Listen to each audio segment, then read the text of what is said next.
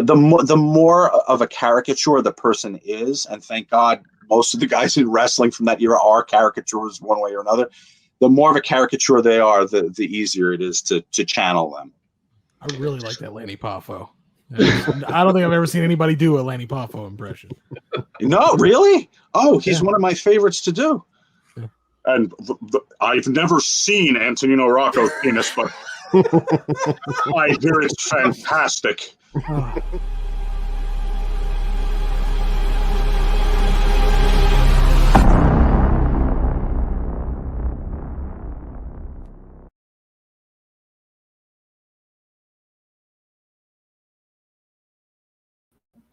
What is up, everyone? Welcome to Smores Indoors and the most unique movie collector, or maybe in this instance, I should say vinyl and book collector interview show here on YouTube, The Collector's Inquisition. I am Corey, your host, and tonight's guest for this first of two shows tonight is a guy that I've known for quite a while.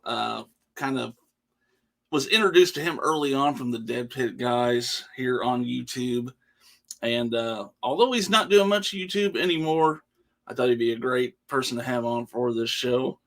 And his channel is Beyond the Realms, which is linked below. You can still check out his content. It's still up.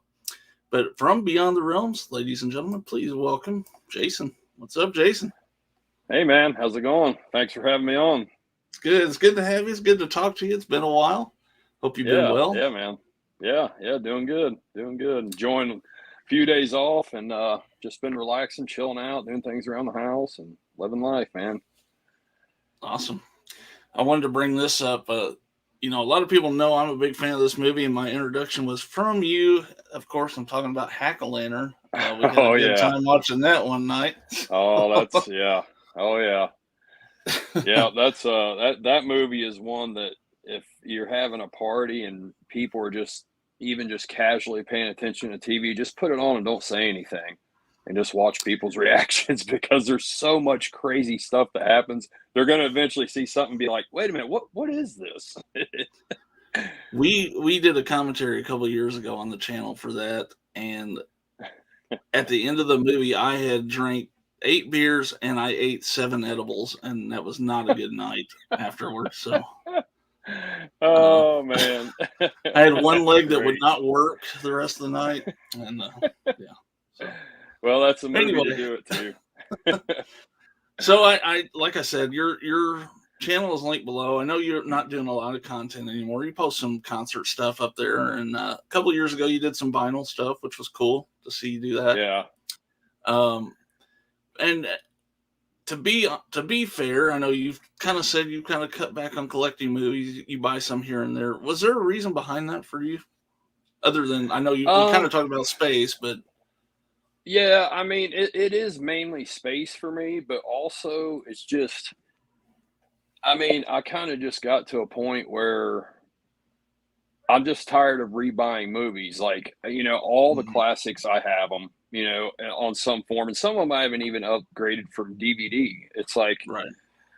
A lot of them I did, a ton of them I did, but there's a lot that I didn't. And there's way better editions of what I have, and I just haven't updated. And it's just, there's certain movies that I'll buy over and over. Evil Dead, which is my all-time favorite movie, I'll buy every edition of that. Texas Chainsaw Massacre, I buy most of those. I mean, so yeah, I mean, it's just that, it's space, and it's just, yeah, I mean, I've went more digital, and I mean, which, I know it's a double-edged sword. The convenience is great, but not owning the content, not having it in hand, it can be pulled at any time.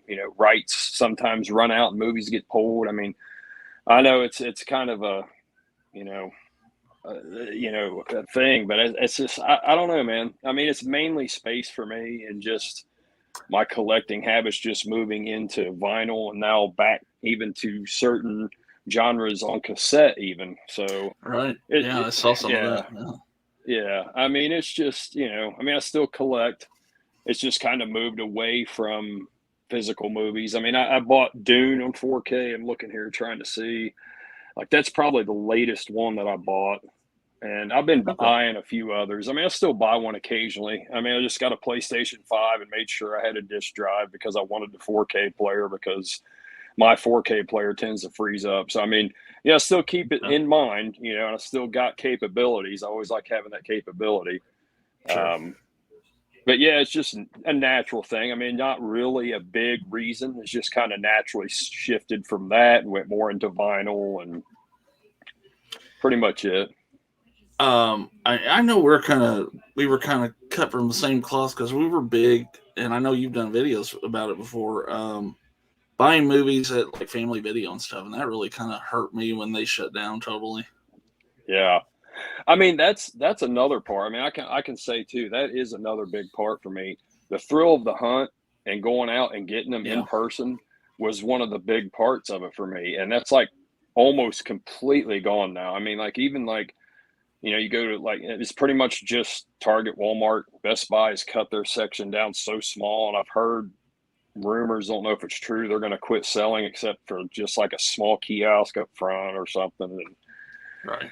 it's just that being gone. You know, Fry's, I used to go to Fry's. Their movie section, even up till about 7-8 years ago, was amazing. You know, it was just absolutely incredible. And then that started phasing out, and they just quit selling, and they went out of business. And yeah, the Family Video, going there and finding used movies. I mean, that was a big part of it too. You know, I mean, the convenience of buying online and having it delivered to your house is great. Don't get me wrong. And plus, you can get anything you want, but that thrill of the hunt of coming upon something like, oh man, I can't believe I found that. You know, I mean, yeah, you know, yeah, especially if you find definitely a part of a it. deal on it. Yeah. Oh yeah, for sure. Yeah. All right, I've got one more thing I want to discuss with you, but we'll do that on the backside of the Inquisition here. So we're gonna I think a lot of people know, they've seen this show already. 150 questions that are numbered. I'm gonna ask you 25. Those are based on 25 numbers you give me, and I'm gonna write them down. So if we repeat one, I'll know. Okay, cool. And good deal. And also, I didn't tell you this before we started, but not every question's media related. Some of it's just kind of general questions. So no trivia. So well, I'll say too, I am holding my phone here, so I'll try to keep it as steady as I can. I was trying to come up with something, and I just have absolutely nothing to do with it, so I'm going to hold it as steady as I can here. You're all good. All right, what's your first number? Let's go for number 1, man. I'm curious, what's the number 1 on there? Okay. Do you remember what the first DVD was that you bought? The first DVD I bought. Okay, I was playing in a band back at living in Ohio, and this would have been in late 2000, I think. I bought a DVD player off of a guy that worked at a store, music store, where my guitar player worked, and I got Blazing Saddles, Fast Times at Ridgemont High, and something else with it. So it would have been those 3. So I can remember those 2, but not the third one. It might have just been the 2. But I seem to want to think there was a third one. I just can't picture what it was. So yeah, Blazing Saddles, Fast Times at Ridgemont High, and the Mystery Movie. Nice. 2 movies that wouldn't be made today. So yeah, exactly. Sure. Oh yeah, for sure. Definitely. Okay. All right. Okay. Number 2. Let's do 95. All right. Got a scroll here for that one. What was the last movie you watched at the theater?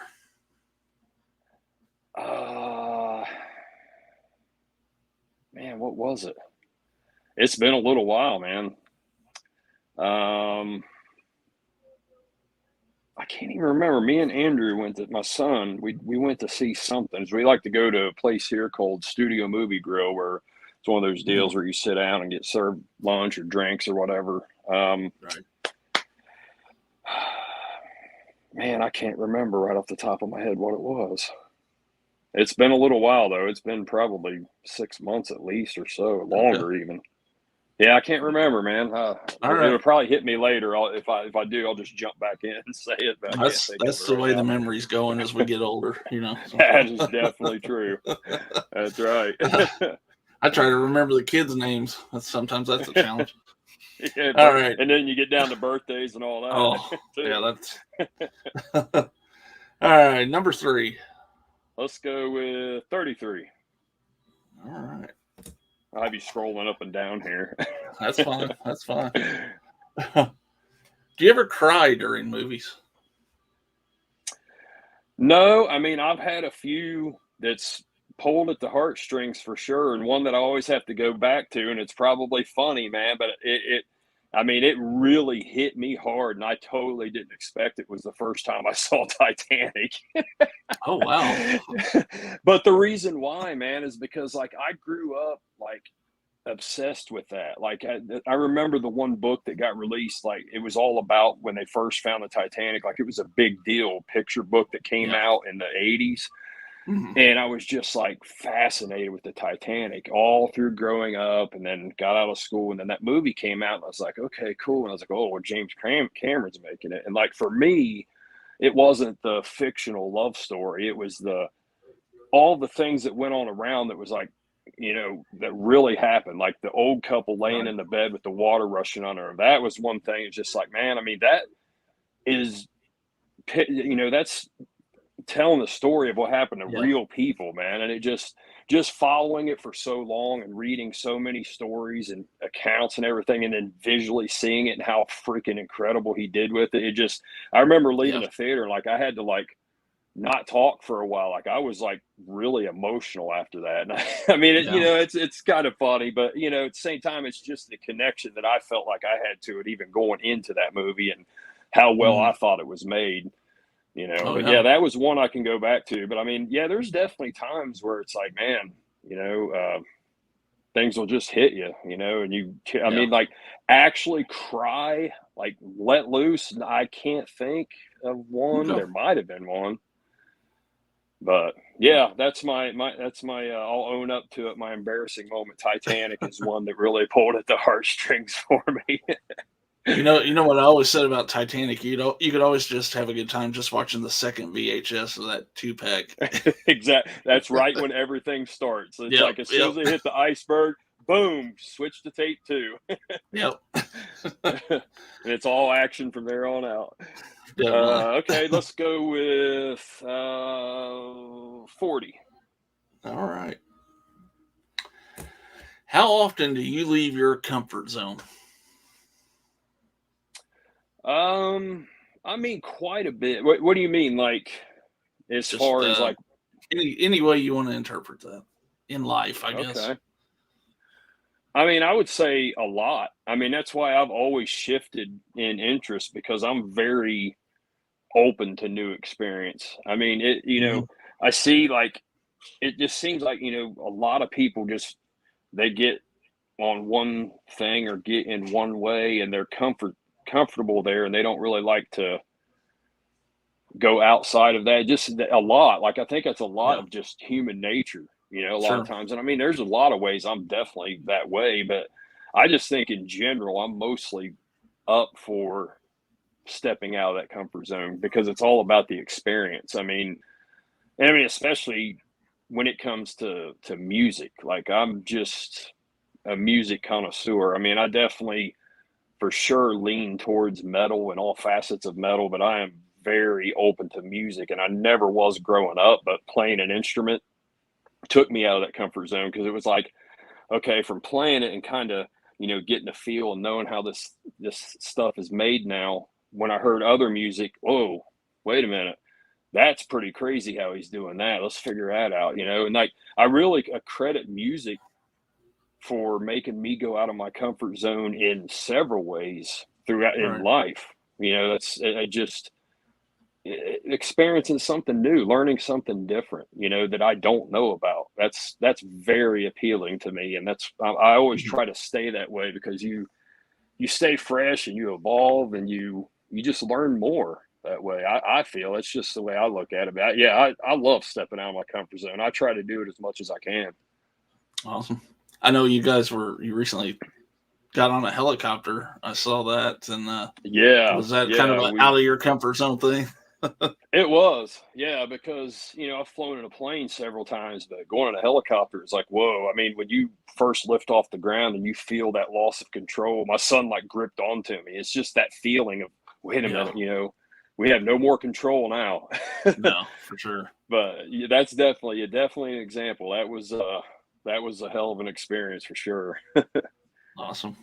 All right, number 5. Let's go for 125. All right. Let's see what we got for you. Okay, this movie is one that has already happened. But if you could be cast in any movie of your choice, which movie would it be, and what character or role would you want to play?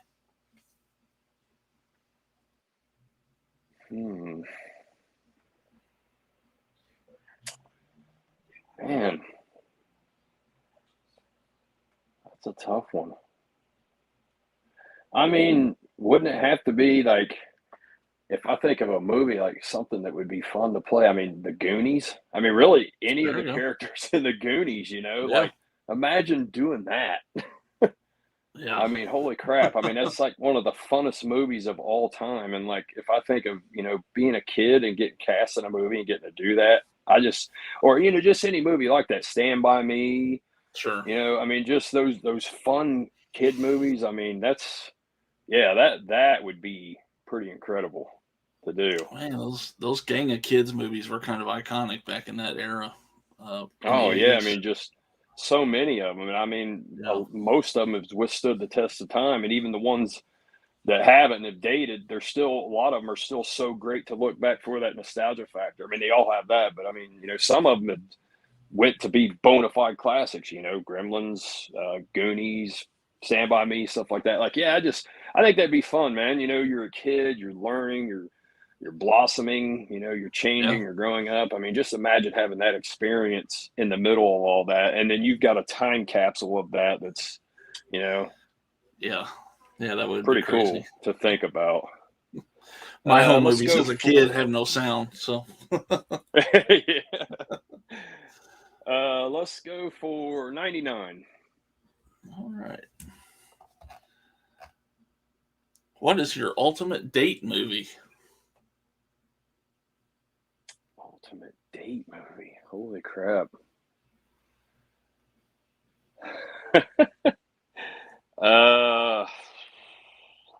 That's kind of tough, man.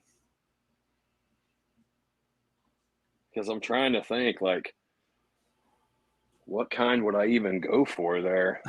I guess it depends on the date. Right. I don't know. I mean, it would have to probably be something fun and lighthearted, right? I mean, especially like I'm just thinking like first date. I guess it just depends on what's out and kind of try to go for the funner option, the comedy, There you go. Step Brothers, something like that. You know what I mean? Yeah. Like that's just fun. You're laughing. That's going to definitely set the mood in the right direction. Something like that, I would say. I'd say, unless she's a big horror fan, now that totally changes it up. But that doesn't happen all the time. Maybe she says a cannibal holocaust. Yeah. Well, you do that, you better marry her. So there you go. Oh man! All right, okay. Number 7. Number 7. Let's go for. Let's see, 69. All right, that should be the date question. I need to reorder. Mm-hmm. Yeah, revise that there. What's your favorite quote from a favorite actor or actress, or a line from a movie? What's your favorite line from a movie?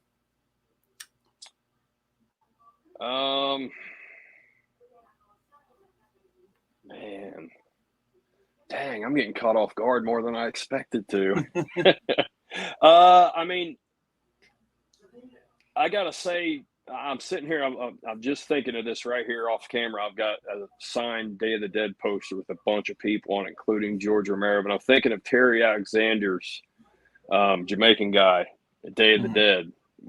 His whole spiel about, maybe we weren't meant to figure out his shit, and like maybe this is the curse of, like that whole saying right there is just wow, man. That's pretty intense stuff, because it's like, hey, we know all of this. And I mean, because that's universal and timeless, because even as we learn more, we find out there's so much more we don't know. That whole quote, that whole section right there is just great dialogue. I mean, I'd put that up there with anything in all of George Romero's movies that was ever written, as far as like something that's super relevant. Yeah, nice. I just always think of that, like that's a really great part of that movie. Nice. I like it. Number 8. Number 8. Let's go with 130. All right. Should the private lives of famous people be off limits?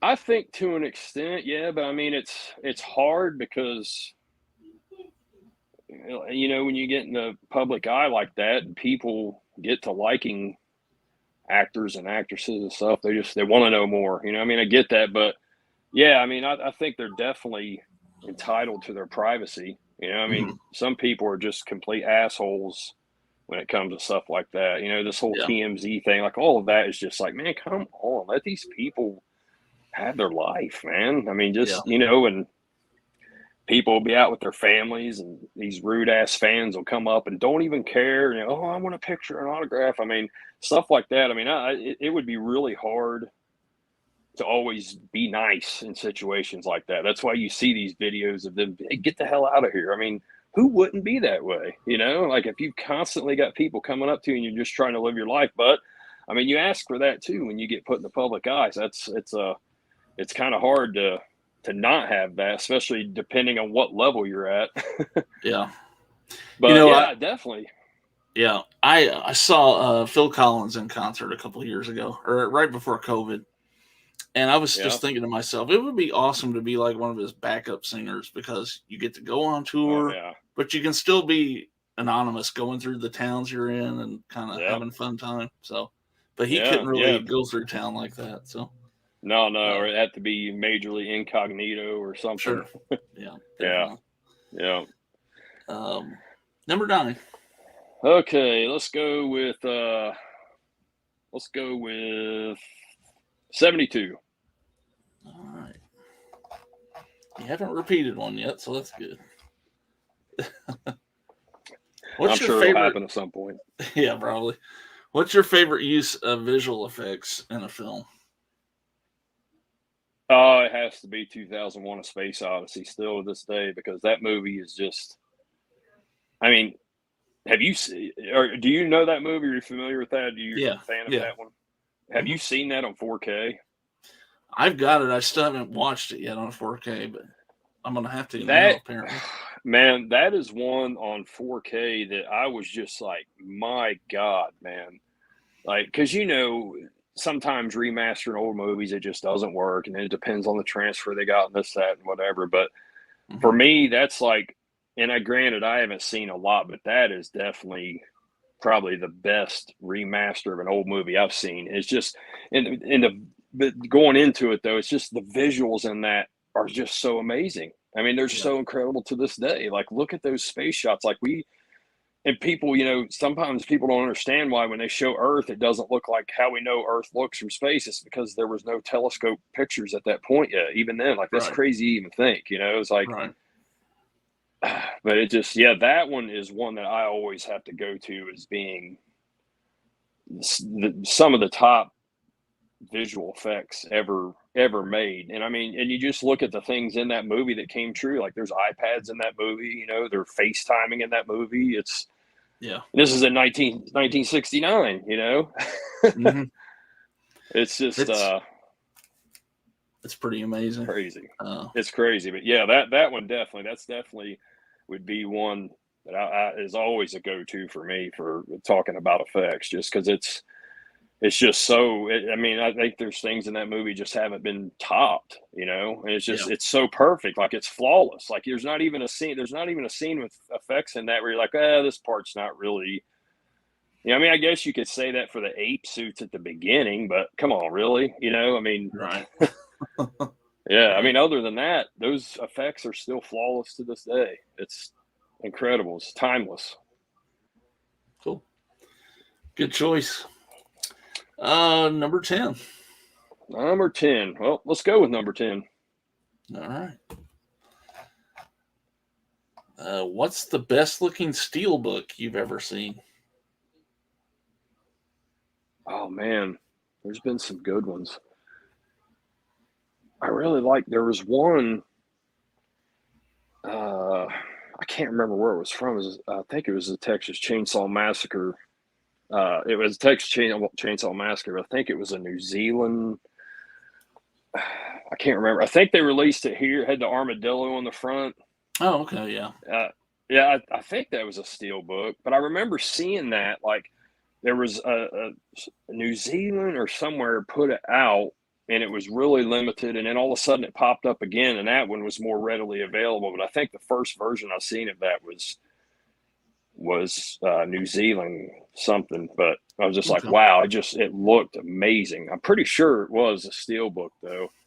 Yeah, But I think you're right. I think it was an FYE exclusive here. If I remember correct. Yeah, that makes sense. Yeah. Because the one that came out, I really wanted to get it, and it was like I knew a few people that got it, but it was just one of those ones that was small run, came out, disappeared, and Yeah. But yeah, I mean, steel books, man. Oh gosh, there's been so many great ones, man. I mean, that was a slippery slope for me. I tried not to get on that bandwagon. It's the thing of a collector, man. It's so easy to do when they start coming out with something like that, and then they keep one upping each other on how awesome they look, and yeah, for sure. All right, let's go with 22. Okay. Well, I guess this can be movies or vinyl, however you want to approach this. But how did you start collecting?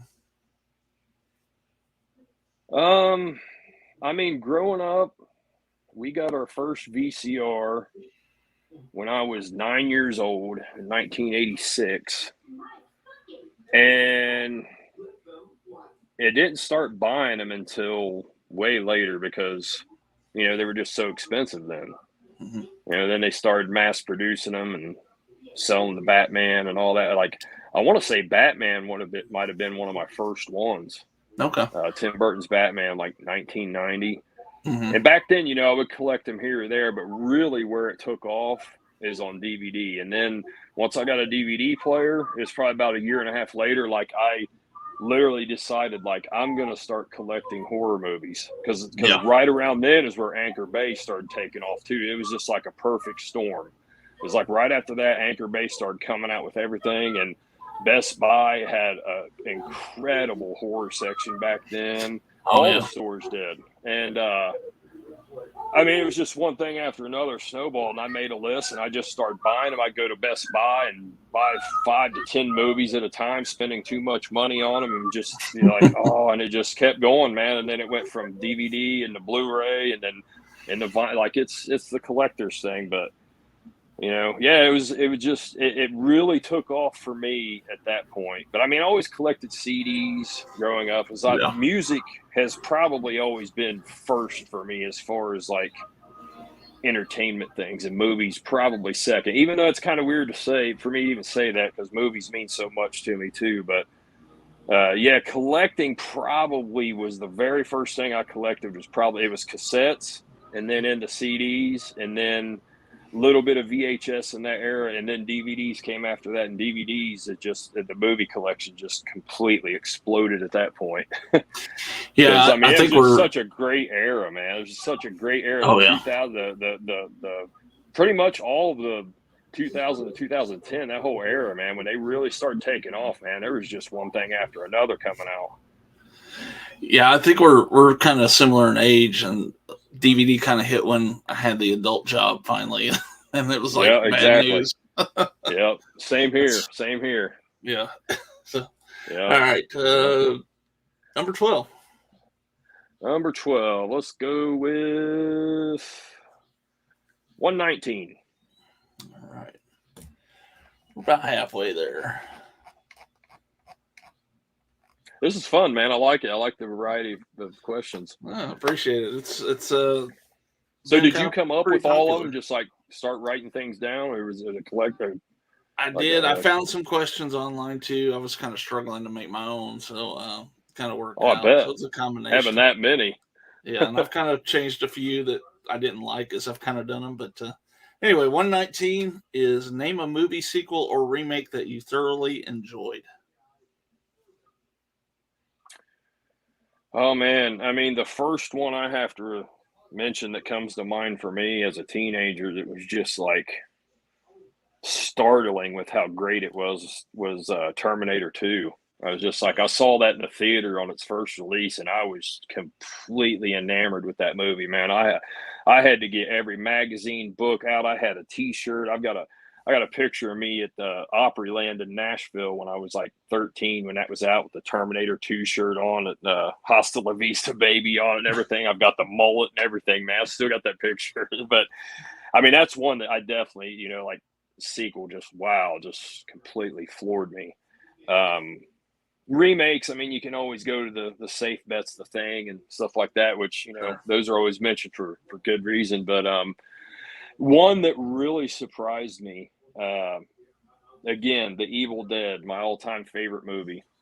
You know, all these remakes are coming out, and I was like, man, if they remake The Evil Dead, I'm going to be so pissed off. Well, we all know it happened. So when it happened, you know, I was like a bitter child fanboy. I'm like, I'm not going to watch that movie. Screw that movie. So I didn't watch it. I didn't go see it. I didn't support it. I didn't look at anything about it. I was just like, screw that movie. And then when it came out, home video, somebody gave me a digital copy. I'm like, all right, well, I'm not paying for it, so that's cool, because I just didn't want to give them money. I was, like I said, acting like a bitter little child. But I watched it and I was like, man, this movie sucks. Screw it. I didn't even give it an honest chance. I was just like, screw it. But I tell you what, man, over time, like, giving it a chance again, like, and just randomly putting it on, it started catching my attention more. And now I love that remake. I love it. I mean, it's just, you know, thinking about it more too, the original guys being involved with it, and just how that movie just went all out, man. I mean, I've came to really like it a lot more over time. That's one where I hated it, and now I love it. Yeah. I'm glad you mentioned Terminator 2 also. My daughter is not a movie watcher, really. I can't get her to watch anything hardly, but one day I was watching Terminator 2, and she was glued to that thing for the whole runtime, which was impressive to me. So it's just one of those movies, man. I mean, it starts right off and glues you to it. Yeah. And it has such a perfect flow to it. You don't want to take your eyes off of it. There's never a part where you're like, it gets dull or you start losing attention. Like, it is a perfect flow movie, I feel, you know, and it's one of the best sequels ever, man. I mean, you could say another Aliens. I mean, I prefer Alien, but I totally understand how a lot of people prefer Aliens. You know, that's another one. Excellent sequel, you know. Right. Yeah, we could go on all day, man. Start naming them off on that. That's right. For sure. All right. Let's go with 62. 62. All right.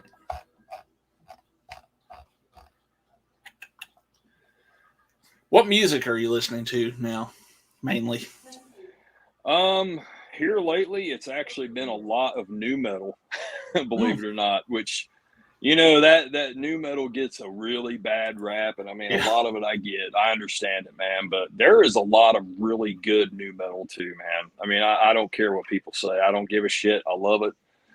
I still enjoy a lot of it. I actually just went and seen Korn night before last. It was my 11th time seeing him. Wow. I really enjoy the genre. I mean, there's, you know, there's a lot of cringe in it, but I kind of look at it as, you know, it's funny, man, because it's really coming back around. Like, a lot of tours are happening now, bands releasing albums, bands getting back together. Like, I don't feel it ever really went away. It just fell out of the mainstream conscious, because I mean, you go to any like nu metal show, there's still some of the biggest drawing shows there are. I mean, it's incredible. Like Korn, they had 20,000 people here. It was the second time in a year a legit sellout, 20,000 people at Ruhoff in Noblesville. I mean, wow.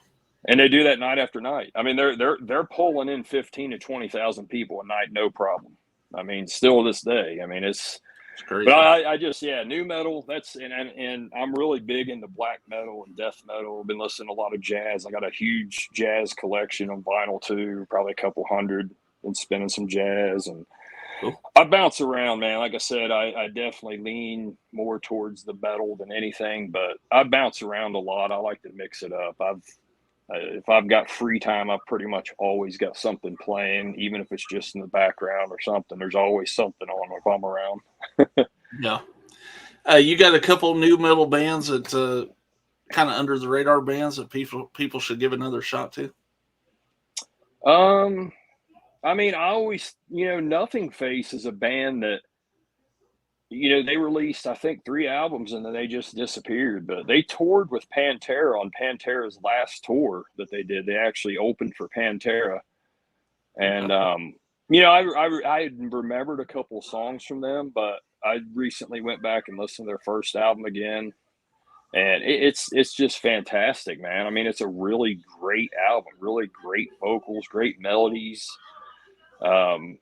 I would say Spine Shank is another band. They had a big song on the Freddy vs. Jason soundtrack. That's probably their biggest claim to fame. And they had another hit called New Disease. But, Spine Shank's another one. They only released a couple albums. They got back together briefly in 2012, but they haven't done anything in a while. I mean, that's two that weren't huge and never really hit big, but they're good, man. They're really good bands. Taproot's another one. They kind of did have a few big hits. They're pretty similar to older Incubus, maybe just a little bit more heavier, a little bit more towards the groovier Korn sound, I guess, but with all clean, really good melodic vocals. Taproot, that's another one. But those are ones that, I feel like if people's like, oh, new metal's garbage, well, check out those 3 bands and see what you think, man. Because, I mean, I think the genre is more varied than people think. I mean, a lot of times you say new metal, people just think Limp Bizkit and Fred Durst is a dickhead. Well, it's way more than that. And it's way more than just rap and metal. I mean, it's electronic, there's industrial, there's alternative. I mean, it's a varied genre, but people have the stigma of just Limp Bizkit and fuck Fred Durst. I get it, but it's, I feel it's coming back around. I kind of feel like it's taken a turn how like hair metal did at one point. I kind of feel like it's kind of getting like that, where it's coming back around for nostalgic reasons, but also people's realizing like, yeah, man, I mean, stuff like, the Woodstock documentary, that's getting it back into people's minds again too. Yeah. Like, oh man, yeah, I missed that shit, man. There was some fun shit in there. There's a lot of fun shit too, Definitely. So while we're on music and vinyl, I gotta say too that pandemic, I'd have like a bone to pick with you because you got me kind of hooked on buying some vinyl during that time. So I got spent way too much money, but that's another day. We'll talk about that. But it's easy to do, man. Once you start down that path, boy, it's slippery slope, just like with movies, man. Same thing. I went crazy with the wax work and all that crap. So.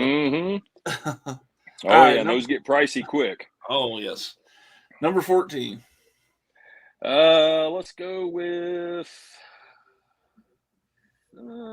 39. Done that one? I don't think so. What are your hopes for 2023? I just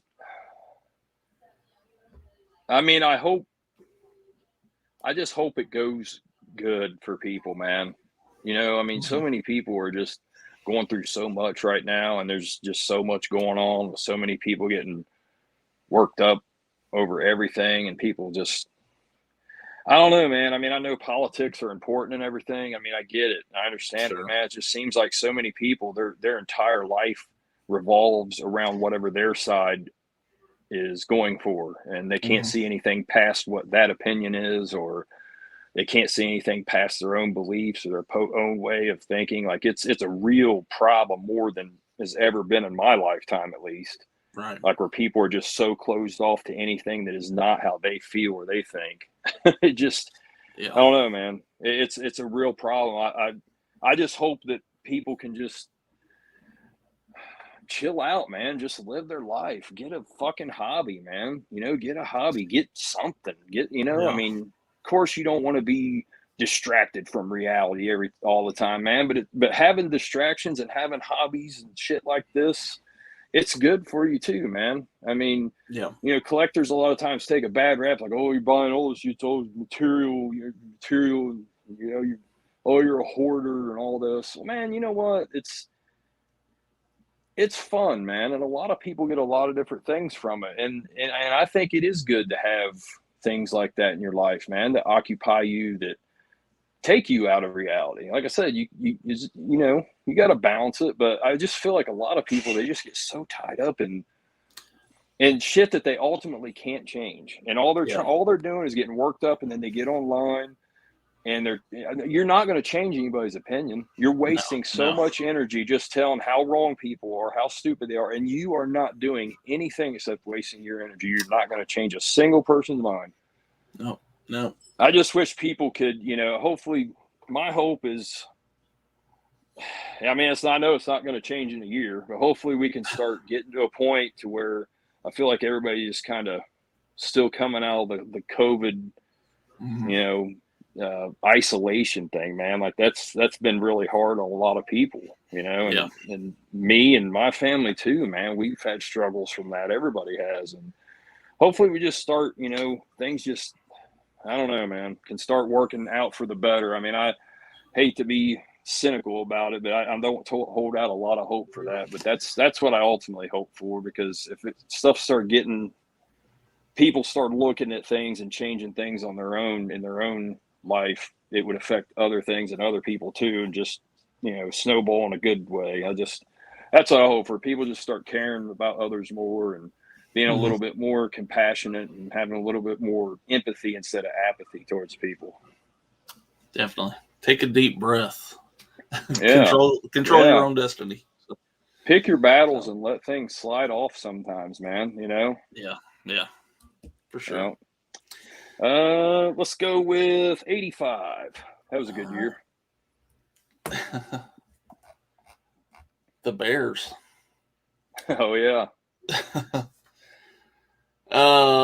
We kind of addressed this a little bit, but I'll let you maybe go a different way here if you want. Are sequels ever as good as the original? And if so, give an example of one that might be better than the original or as good as.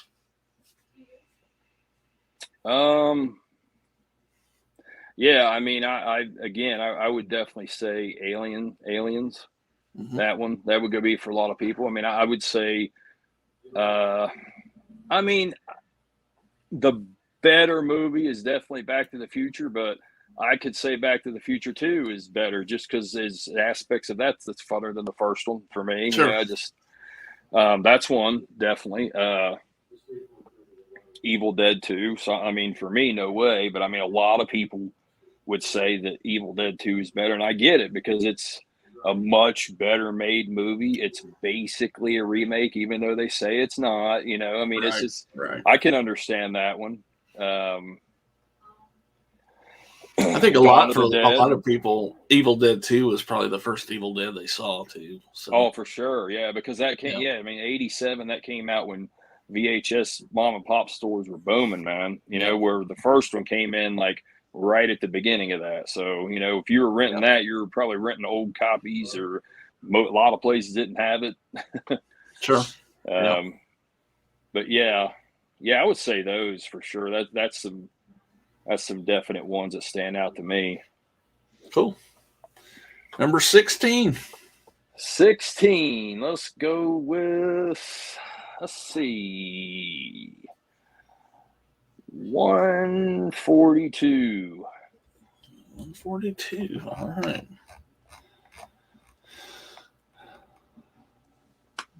What would you risk your life for? Well, it's pretty easy. Family for sure. Family, anybody that I really care about. I mean, shit, man. I mean, if you're out somewhere and you see somebody hurt or something, I mean, I don't know. It'd be hard to not, you know, for me, it'd be hard to not go and want to help, even if it's something that's like, oh shit, you know. I mean, you see somebody really hurt, struggling. It's like things like that, you know. But I mean, definitely, you know, anything with family, friends, you know, which I think would be the case for most people. Yeah. You know, for sure. Yeah. 17. Let's go with 101. All right. Someone's playing the TV really loud in the other. What was the scariest movie you've ever seen? Oh man. I mean, okay, I have to say probably. I mean, well, the earliest memory I have of being absolutely terrified by a movie was Twilight Zone, the movie. Okay. That part with Dan Aykroyd and that mask and that car, just the whole vibe of that, and the build of tension in that, not knowing what the hell's going on, and that happens. I just remember being completely terrified by that. And then it gets to the one where they're in the house and the guy's got the magic hat and the girl with no mouth and all Oh that. yeah. Oh my God, like that. That's a Just crazy that whole segment. sequence, yeah. And then the rabbit comes up and it's all crazy and just like I just remember being absolutely horrified by that, but I was also, fascinated and wanted to see it again, Oh yeah. But Yeah. that used to scare the piss out of me. And then there's the obvious, is one of the obvious ones is Zelda and Pet Cemetery, just Oh God. Yeah. horrifying. I mean, that literally took me years to where I could watch it and not get chills every single time. Like that would literally affected me for years. When I would see it, I would get chills every time because it was just so horrifying, so real, and just Man, and then you that's get older and then you get in the internet age and you find out, oh my God, everybody thought that. Because I mean, back then when that came out, the internet wasn't a thing. But then you get older and it's like, oh man, that's okay. It really was that good. Then there's millions of people that had that same response that I did. I think Zelda's still effective. Oh, that it part, definitely is. because you Yeah, oh, for anticipate it sure. coming. Yeah. So, But it's just, it's the look, it's the acting, it's what she's Yeah. saying. It's just, yeah. just terrifying, man. I mean, yeah, that's two memories I have from first experiences, is just being, man, they left an indelible mark on me of fear. Definitely. Cool. 18. 18. Let's go with year I was born, 77. All right.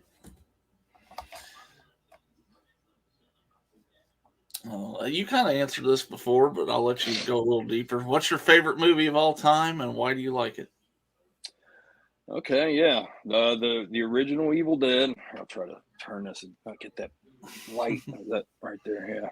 Yeah, the original Evil Dead. It's one that I saw it growing up. I can't remember exactly when, but I know it had to have been a rental from little mom and pop store, Home Video Movies, in the town where I grew up.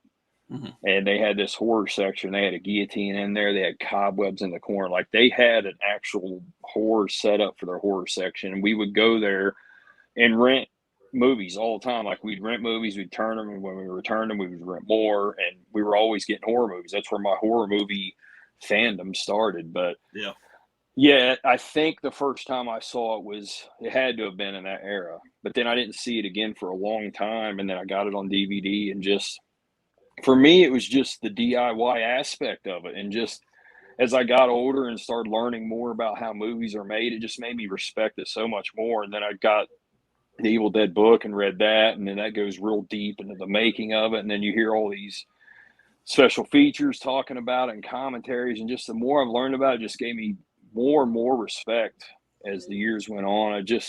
It's just one of those movies, man, that I can put on at any time, and it is complete comfort food in every way for me. The Evil Dead, like it's warming to me. It's which is crazy to say for some people. Probably would not get that because of the content, but I'm sure you do, and people who watch your show probably the same way.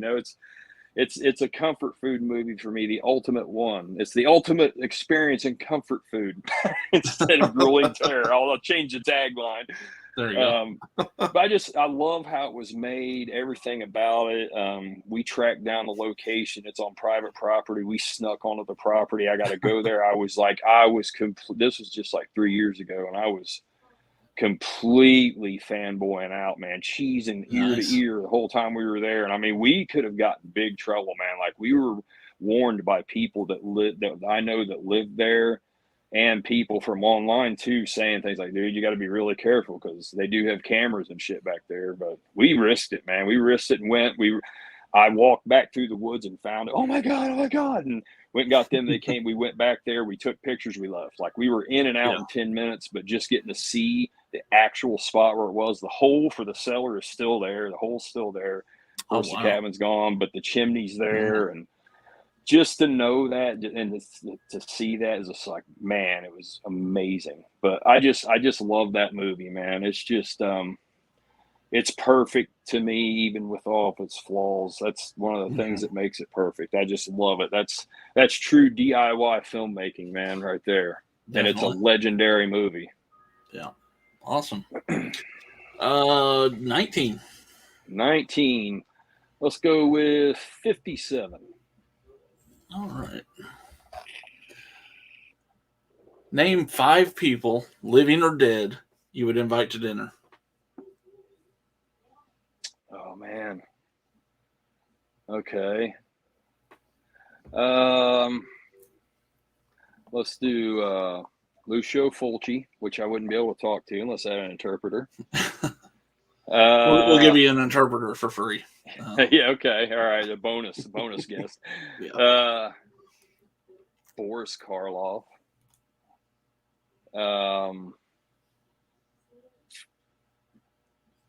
Philip Anselmo from Pantera, singer. Okay. This is a cast of characters here, man. Yeah. Let's see. What about Barbara Steele? That would be interesting. Yeah. And Alfred Hitchcock. There we go. Wow. Was that 5? Yep. I think it was. Yeah. God, imagine that dinner. Holy crap, man. I'll definitely have to film that. Yeah, for sure. Hold on. I gotta close my door here real quick. My nephew's coming over to visit, and I don't want him running in here.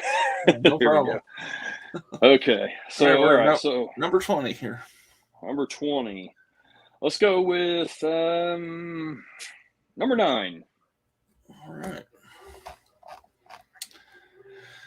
Do you remember the first movie that you saw in the theater? My earliest experience that I can remember is E.T. I can actually remember that. And I was like 5 when that came out. But I do, like, it's weird. Like, that age, I guess it's just being so far back. I just have, like, images. Like, I can remember distinct images. Yeah. And then I can remember Gremlins. There's one thing I remember when we went and seen Gremlins.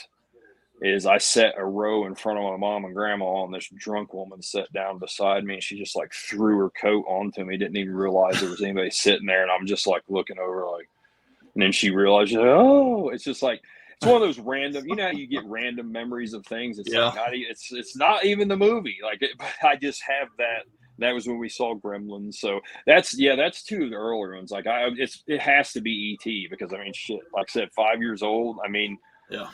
If I saw anything before that in the theater, I don't know what it would have even been because back then going to the theater wasn't like a all the time thing. You know, I mean, you had a couple movies. You know what I mean? Like movies weren't so many of them released back then either. So, yeah, I would have to say it had to be E.T. for sure. Okay, cool. Yeah. 21. We got 5 to go. All right, 21. Let's do. See, 29. All right. Oh, what are the best souvenirs you've ever collected while traveling?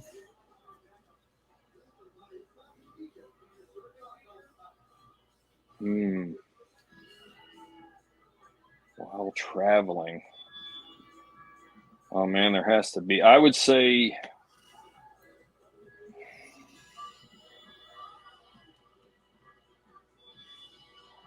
Oh man, I don't even know. I mean, the one I'm thinking of here, I got it at convention, but it's one of the bigger ones I had to transport was the Frankenstein bust that I bought off of Fred Vogel Toe Tag Pictures. That's definitely one of the bigger ones and more expensive and bigger ones, and you know, fragile in a way because it's it's a bust with real hair and everything. Yeah. Yeah, maybe that. I mean, but as far like I'm thinking like, if I was out somewhere and saw something and just got it, I don't really know if I can think of anything like that because usually things that I've gotten or things that it'd be a destination where I knew I was getting something like that, Frankenstein bust. We'll go with that. Yeah, I'd say probably Okay. that, because that definitely comes to mind as something that, like, because when we were transporting, like, man, got to be careful putting this in the seat. Do I put it in the trunk? What do I wrap it in? Because the hair, it's like real hair, Yeah. and like, Yeah. yeah, that was pretty tough getting that one around, but I did it. Well, that definitely counts. So Yeah, let's go with 45. I already did 45, didn't we? Did we do 45? I don't see it here, so we can do that. 45. All right. Does being a fan of something help define who you are? I think for some that it does. And I mean, it also depends on how you look at that.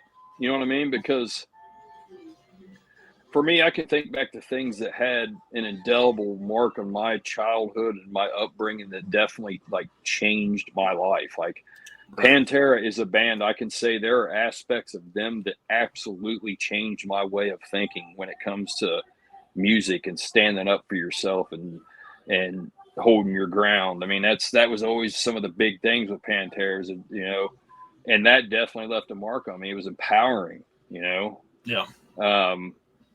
But and then on the other side of that, you get the people where it defines them to the point where they're gatekeepers and they're, like I just can't stand that stuff where it's like, oh, I know how this should be and this stuff sucks. I don't like this. And, Yeah. So, yeah, it just depends. I mean, it can be a healthy thing. It's pulled, things in entertainment have pulled people out of depression and changed their lives and helped them, give them a different perspective. So, yeah, I mean, I always try to look at things from a positive perspective. So that's how I look at it. So, yeah, I don't think there's anything wrong with things like that defining you or defining a part of you, Cool. Because I look at it from the healthy aspect of just like what I said, how it can lead people down a great path and help them look at things like they never did before and just give them a different aspect that maybe they haven't seen or experienced out of everyday life, but they saw it through this movie or heard it in this song, and it changes them and their trajectory goes off in a great direction. Yeah, I'm sure there are people that movies or books have inspired them to want to help people and things like that. So, Oh, for sure, man. Yeah, books especially. I mean, books for me, man, books have really, I mean, I just think reading it's so important, I feel like, for just people in general, just because when you take a book and you live with a book longer than a movie or a song or something, like it just, and if you really get into something good, man, it can have such an impact. Books, just learning and knowledge and experience, Definitely. So, all right, 23. 23. Let's go with 21. All right. Well, kind of answer this a little bit, but what music inspires you? Several, man. I mean, all different kinds, and it depends on what, because like I said, when I started playing bass, and it just opened me up to all different kinds of things. Like that's what sent me into getting into jazz, and jazz became such a huge inspiration for me, man. Just all different aspects, and I just got deeper and deeper into it, and I started getting into free jazz and just all this crazy 60s stuff, and it's just so endless. I mean, it's really inspiring from a musician standpoint, and yeah, and like I said, Pantera and stuff like that. That's definitely for sure stuff that inspiration. Nice. Yeah. Cool. 24. 24. All right, down to 2 here. Let's go. What have we not hit here? Let's go 1. What about 107? All right. Where's my mouse? I'm giving it a workout. I can hear it. Okay, we got the remake of a movie that you enjoyed. Name a remake of a movie or a song that you can't stand and why? Oh man. Remake I can't stand or song. Oh man, there's well, I mean, an easy one is the Fog remake, just like such a heartless, soulless. Oh man, I can't do it, man. That's it's just I can't even like. There's just no even entertainment value to that one. I mean that whole era, man. Poltergeist, that's another one just completely worthless, not even worth revisiting. Yeah. I didn't like Black Christmas remake. The first one I didn't bother with. The second one, or however they were trying to spin that off as, I didn't bother with that. And There's a lot. I mean, that first one seems to have some kind of like a fan base building for some reason. But yeah, I mean, yeah, I've heard that. I watched it one time. Me and Crazy J went and saw that in the theater. I never watched it again. I hated it. I couldn't stand it. I'm like, man, no way. I just don't. yeah. I don't like it. And well, like I said, even though I feel different about it now, the Evil Dead remake, I hated that when it came out. Yeah. Even after I gave it a shot, but again, it was being biased, having biased glasses on. But cover songs, man, holy crap! There's what about? I know you've had to have seen Puddle of Mud's cover of "About a Girl," Nirvana. Did you ever see that? Yeah. I think I have, yeah. I should cut them some slack, man. They've really taken a beating over that one, but that is one of the all-time worst covers. Oh man, woo boy, that's like legendary bad. That went viral off of how bad it is. Yeah, definitely one there. Cool. All right, last one. Well, pick a winner. Let's go with the last one, 150. Okay, he started with the first one. Well, why not? Start with one, with the last. What is your favorite non-movie or media-related YouTube channel, and why? Favorite? Okay, what was that again? Favorite? Your favorite non-movie or media-related YouTube channel?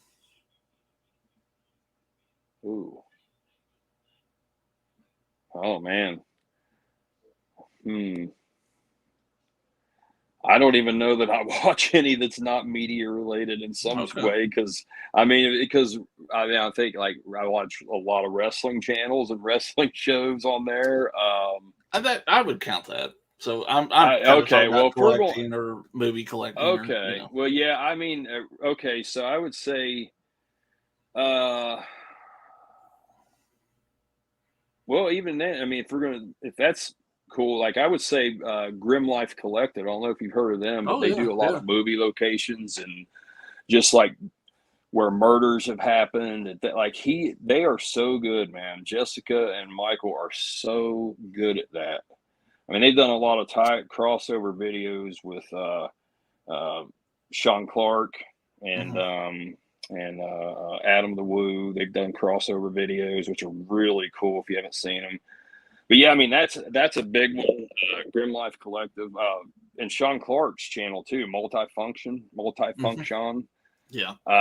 Man, he just did one where he bought that humongous tower of like souls that was in Hellraiser 3. Yeah. And he did a video on that. He bought it in an auction. I implore you people, if you're into collecting stuff, to go check that video out. It's like 40 minutes long. So he basically did it through an auction and got this thing, and the hell he went through to get this. And he documents the whole thing. Like it's through several days of filming, and he just edits it together. But it is so fascinating listening to the story of him getting this. And he doesn't say what he spent on it on there, but he keeps talking about how expensive it was. And he bought it through the prop store. So I went and looked, and I was like, holy shit, I can't believe what he dropped on that thing, man. But it's a fascinating video.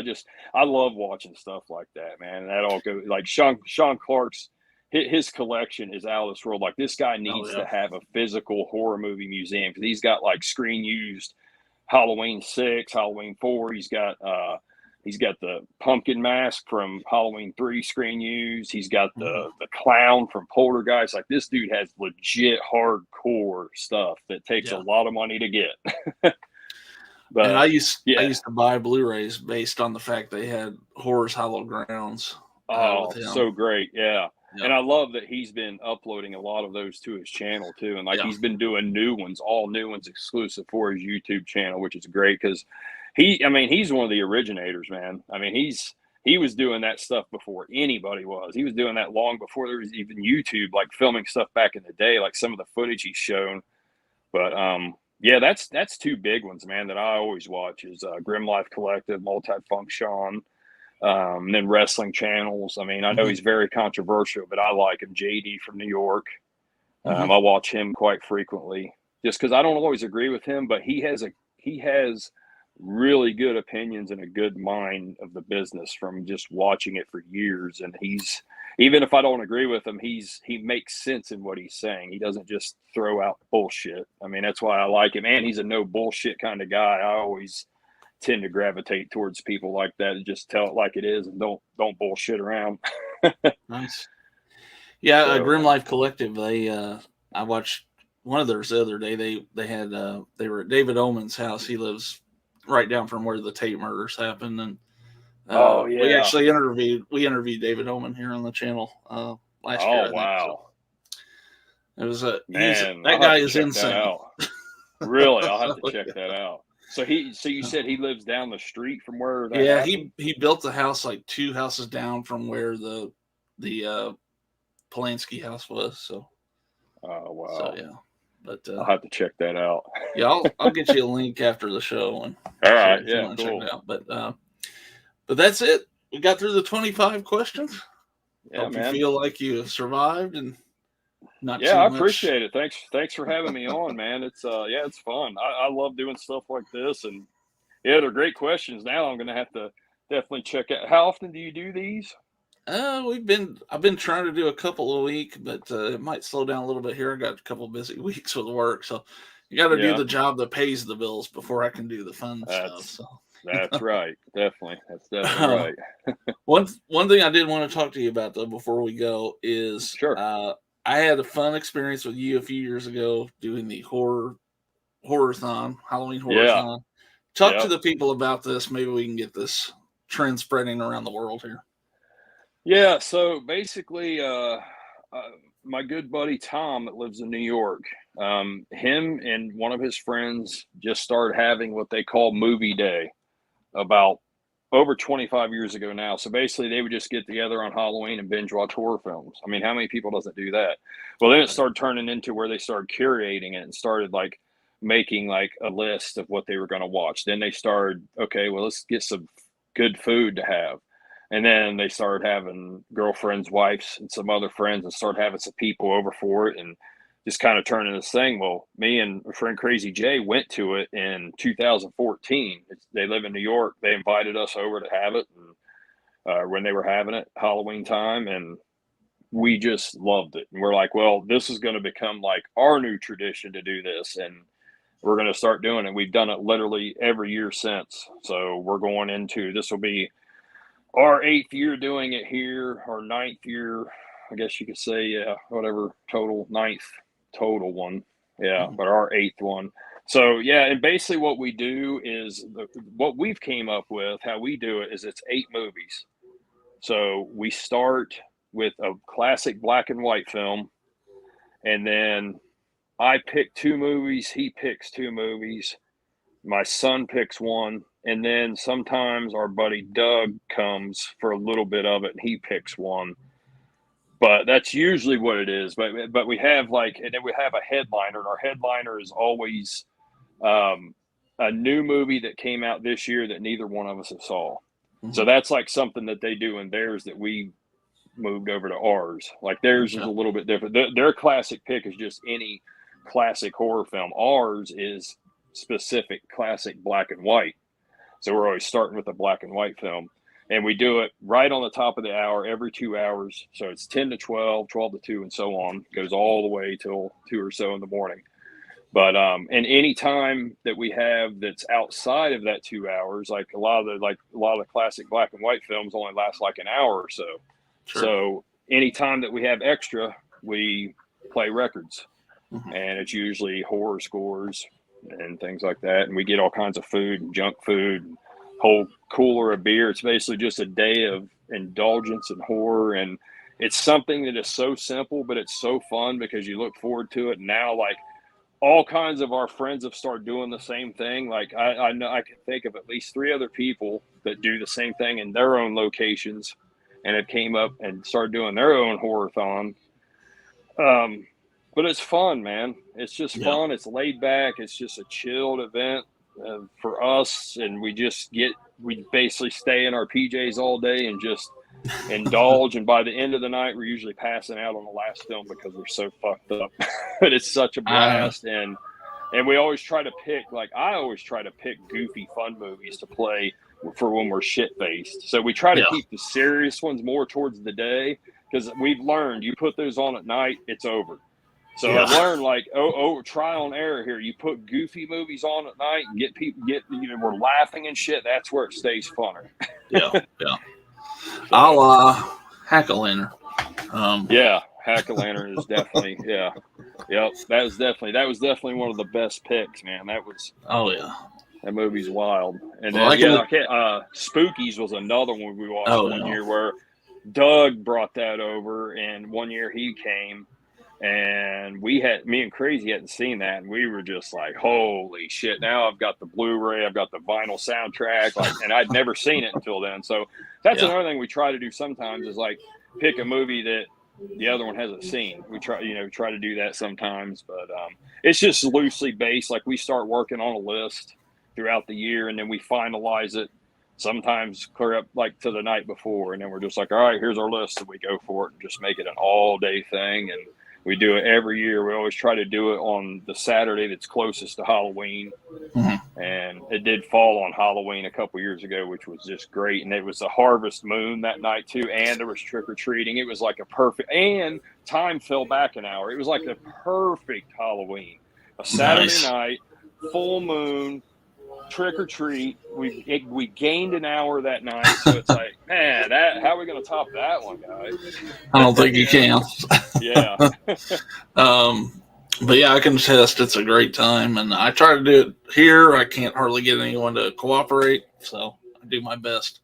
So yeah, it's fun, man. We always encourage everybody, man, to do them. It's like it's just fun, man. It's just when you do it and you start making it a tradition, and you just you kind of make your what do you want to do with yours? Like ours is 8 movies. We have a certain set way of doing it, but like, you want to do one, come up with your own thing too, and and just it's just fun. Like, I've seen now, it's like people are doing that. Some people we know, like I said, it's just cool to see other people talking about it. And, hey, what's your list look like this year? Oh yeah, here's mine. And so just something fun for horror nerds, man. I definitely encourage people to do that, because even something that simple, that most people would do anyway, but if you make it more like an event for you and one other person, or you and a bunch of your friends, however you want to do it, it's really fun, man. It could be really fun. Awesome. Well, I'm going to encourage everyone that watches this to check out the description of this video. Go check out Jason's channel, Beyond the Realms. There's some awesome surprisingly, my channel gets a lot of traffic still to this day, man. It's wild, dude. Like, I got last month 36,000 views. It's crazy. Like, my channel, I have not done anything consistently on there in 5 years, and my shit still gets watched. Like, I don't know how or why. I still get subscribers regularly, and I don't do any. I mean, I just for me, man, it's just the passion for it. I mean. I can't force it. I can't force it. I mean, and I tried to do a little bit with the vinyl thing, and it's just like, that's not really what the channel was. It's like, I don't really want to take it in a full on vinyl. I just don't. I don't want to go down that path. I think vinyl's tough to show on YouTube too. It is, because with movies you can talk about special features and you could show like inserts. I mean, you can do that with vinyl too, but it is harder. And it's even more niche when it comes to vinyl, because depending on the genres you're talking about, Yeah, so, definitely. Yeah, I appreciate it, man. Yeah, definitely. Guys, check out my videos. I've got years and years of videos on there, all kinds of movies and old school editions, and a lot of stuff. Definitely do that. I'm going to locations. Put you on the spot here. I'm hoping maybe I could get you and Crazy on in October to do a little horror movie memories show or something. So, Man, I'm game. Yeah. I mean, my thing is always just if I have the time, my schedule at work could fluctuate a lot. It's really, I mean, I know you probably the same way, man. It's just, that's where I run into brick walls sometimes. I mean, there's been so many times where I've almost got on this show with somebody. Oh man, I got to work. I got to do this. And Wes has asked me a few times. I've had to turn him down a few times just because of the time they were starting it, or I couldn't, So, but yeah, I mean, I'm definitely down. It shouldn't be a problem at all, man. We set something up. I'm game. I'm sure Crazy will be too, but I'm cool. definitely game. We'll definitely try to get that worked out and get it going. Oh yeah. Speaking of having to reschedule things because of work, I had a show scheduled for last Friday. Had to move it to this Friday, so later tonight, 9 p.m. Eastern, I'll be back again with a show with Tony from Basement Blues. He's got an incredible collection, so we'll be doing the same show with Tony tonight here in about a little under 2 hours. So awesome. What time did you say? 9 o'clock? Yes. Yep. Okay, cool. I'll try to check that out. Yeah. All right. And until we see you again then, well, thank you again, Jason, for being on. Thanks for having me, man. Appreciate hang on it before you leave after we end the broadcast here. I'll talk to you for a minute, but see you all again here in a couple hours. So have a good night.